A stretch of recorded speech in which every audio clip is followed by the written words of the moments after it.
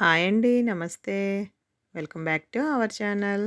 Friends, ఈరోజు మన వీడియోలో బియ్యపు పిండితో క్రిస్పీగా ఉండే ఫింగర్స్ ఎట్లా తయారు చేసుకోవాలో ఈరోజు వీడియోలో చేసి చూపిస్తున్నానండి.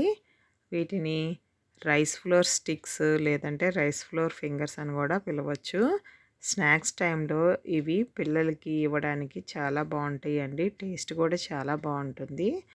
ఇవి నేను చెప్పిన పద్ధతిలో చేస్తే చాలా క్రిస్పీగా వస్తాయండి. చూడండి ఎంత బోలుగా ఉన్నాయో లోపల. అలా తింటుంటే క్రిస్పీగా చాలా బావుంటాయన్నమాట. ఇప్పుడు ఈ రైస్ ఫ్లోర్ ఫింగర్స్‌ని ఎలా తయారు చేయాలో ఈరోజు వీడియోలో చూసేద్దాం.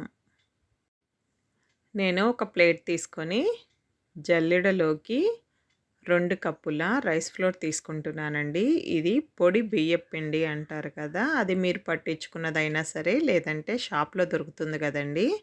అదైనా సరే తెప్పించుకోవచ్చండి. ఇది కరెక్ట్‌గా నేను 2 కప్స్ తీసుకున్నాను. మీరు మెజర్ చేసుకోవడానికి మీ దగ్గరుండే ఏ కప్ అయినా సరే, ఒకే కప్పుతో 2 కప్పుల రైస్ ఫ్లోర్ తీసుకొని, ఇలా ఒక్కసారి జల్లిచ్చేసుకోండి. మనం పట్టించిందైనా, కొనుక్కొచ్చిందైనా అలా ఒక్కసారి జల్లించుకుంటే మనకేమన్నా ఉంటే తెలుస్తుందండి. దాన్ని పక్కన పెట్టేసుకొని, ఇప్పుడు స్టవ్ వెలిగించుకొని ఒక బాండీ పెట్టుకున్నానండి.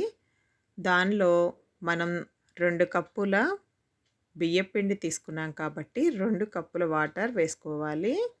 ఈ వాటర్ మొత్తము కూడా బాగా బాయిల్ అవ్వాలండి.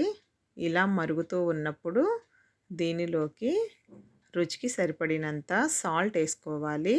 మనకు పిండిలోకి ఎంత సరిపోతుందో చూసుకొని సుమారుగా సాల్ట్ వేసుకోవాలండి. అలాగే దీనిలోకి జీలకర్ర 1 టీ స్పూన్ వేసుకున్నాను. అలాగే ఒక టీ స్పూన్ వచ్చి కారం వేసుకున్నాను. అలాగే ఒక పావు టీ స్పూను పసుపు వేసుకోవాలి.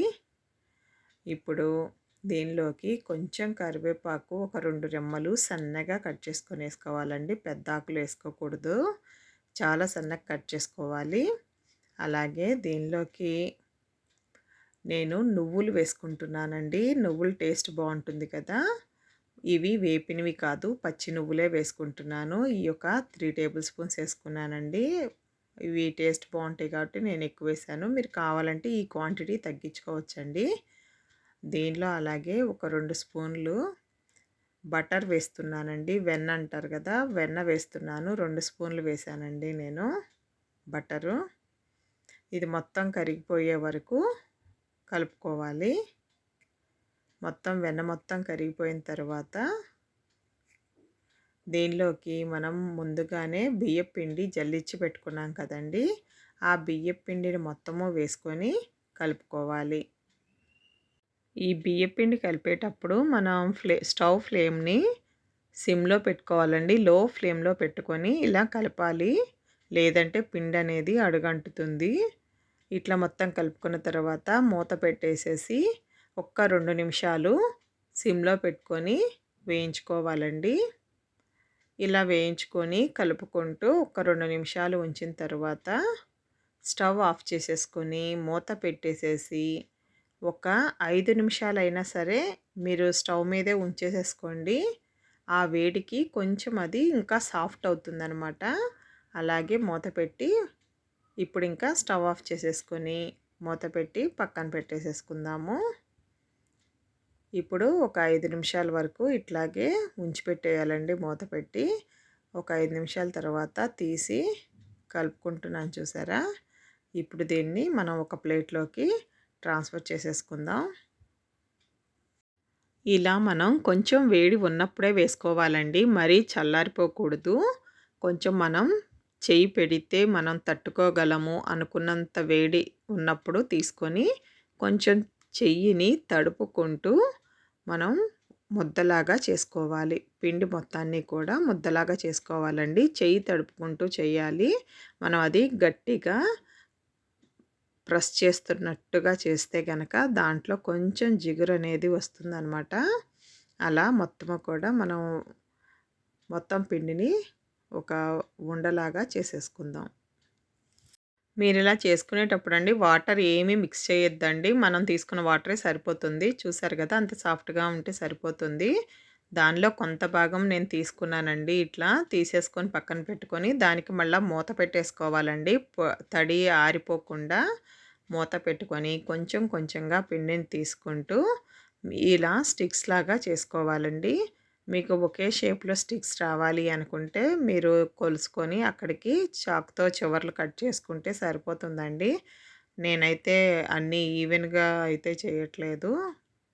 చూడండి ఇట్లా మొత్తం చేసేసుకున్న తర్వాత స్టవ్ వెలిగించుకొని ప్యాన్ పెట్టుకొని ఇలా వెడల్పుగా ఉండే బాండీ లాంటిది తీసుకోండి. వేయించుకోవడానికి స్టిక్స్ అనేది బాగుంటాయి.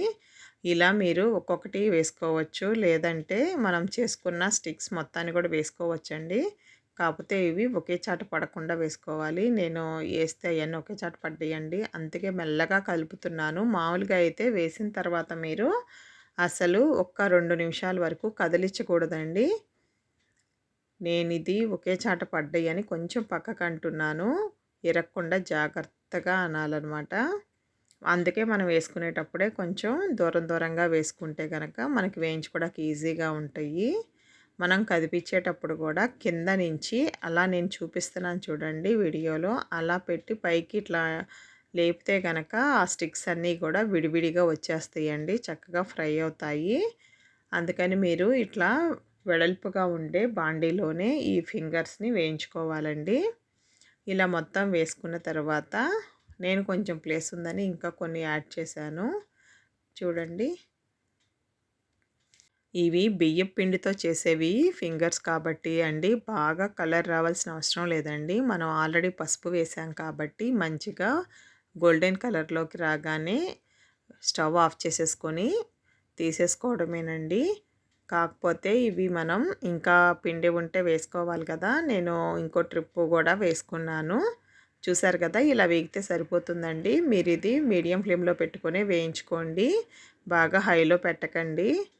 చూసారు కదండీ! ఇట్లా మొత్తం ఫింగర్స్ చక్కగా వేగిపోయాయి కదా! ఇవన్నిటిని తీసేసుకున్నాను. ఇప్పుడు సెకండ్ ట్రిప్ కూడా వేసేసానండి.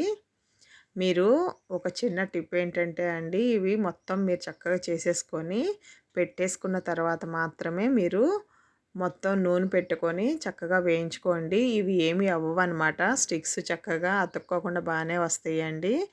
చూసారు కదా ఫ్రెండ్స్, నేను చెప్పినట్టు చేసుకుంటే గనక ఎంతో టేస్టీగా, క్రిస్పీగా ఉండే బియ్యపు పిండి ఫింగర్స్ రెడీ అయిపోయాయండి. చాలా రుచిగా ఉంటాయండి. మనం ఈ పిండిలో బటర్ వేసాం కదండీ! చూడండి ఎంత క్రిస్పీగా వస్తాయంటే మధ్యలో చూడండి ఎలా ఉందో బోలుగా వస్తాయన్నమాట.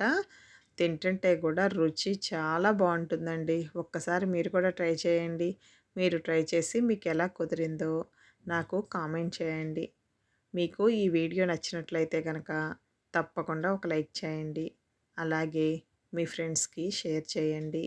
మరిన్ని టేస్టీ రెసిపీస్ కోసం మన ఛానల్‌ని తప్పకుండా సబ్స్క్రైబ్ చేసుకోండి. అలానే పక్కనే ఉన్న బెల్ ఐకాన్ క్లిక్ చేసి ఆల్ ఆప్షన్స్ సెలెక్ట్ చేసుకున్నారంటే ఎప్పుడైతే నేను వీడియోస్ అప్లోడ్ చేస్తానో ఆ వీడియోస్‌కి నోటిఫికేషన్ వస్తుంది. Thank you. Thanks for watching.